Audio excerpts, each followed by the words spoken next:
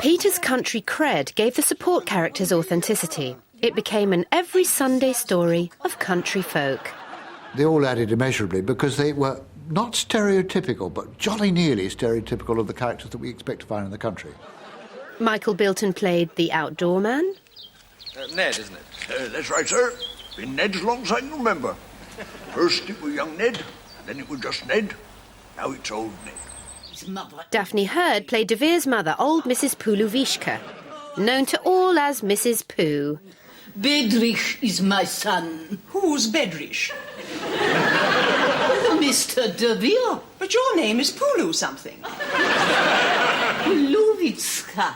Her function was to remind you about what was not wrong with his background, but what was perhaps unsuitable for his background as a partner for Audrey. Mrs. Pooh had a turn of phrase too. We have a saying in old Czechoslovakia that the teapot that is left longest grows coldest. Well, the chimney's open. I wonder if it should be swept. Audrey's faithful put-upon butler was John Rudling. When I saw the part of Brabinger, I thought immediately of John. Had terrible trouble getting in touch with him because he'd never had an agent and he'd never had his photograph in Spotlight. Oh, Brabinger, I can't find the bell anywhere. But it's here, madam. You rang, madam? I've often said to young actors, if you want to see someone really play a butler properly, he was absolutely wonderful. I think one of the nice things about the whole series was that all the characters were pleasant people. There were no villains about at all. Oh, Richard! To the Manor-born's charm and setting in a fondly imagined England brought it wide international success. Richard, this is magical. I know a lot of people in America, the letters I had, thought that was what life in England was like. People find the English quite fascinating. Being a Welshman, I don't share this view, but they do. And the Japanese love the English. They can't understand the English, but they watch To the Manor-born with absolute delight. That is a foie gras. You can get absolutely everything. I think we have already, madam. Don't worry, Brabinger. Mr. De Vere or the bank are going to pay for this, so we may as well enjoy ourselves. Audiences loved seeing this very English lady in the real world, burdened by things like buying bog roll. You should take a job. I've got the local paper here. I'm not trained for anything in the local paper. The only job I'm trained for is the one I can't do. Running the Grantley estate. Exactly. With no job, Audrey had to get busy. You clever bees. Her economies even included a brush with the National Health Service. Don't be shy. No one will recognise you here. Hello, Mrs. Forbes Hamilton. And having to take a holiday at home. Se ha parado. Una junta universal.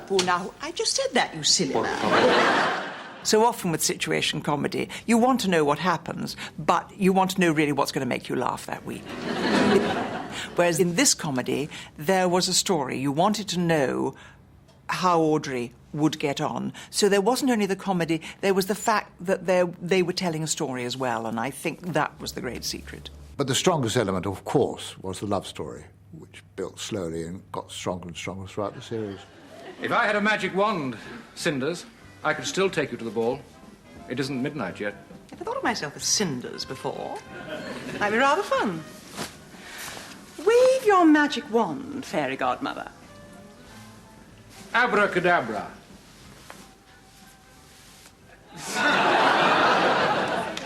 Oh, you look breathtaking. Thank you. Couldn't I turn into your Prince Charming? Perhaps. She wanted to be back in the manor and wanted all the money which he had to offer her. He wanted the social connections and somebody to run the manor and the locality. It make perfect sense that this should happen. Would you like to come in for a nightcap? Sorry, I've got to get back. I promised Canada I'd ring them as soon as this racket died down.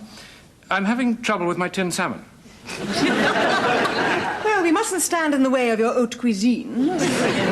Good night, Audrey. Every episode of To the Manor-born was apparently about something different. In fact, every episode was exactly the same.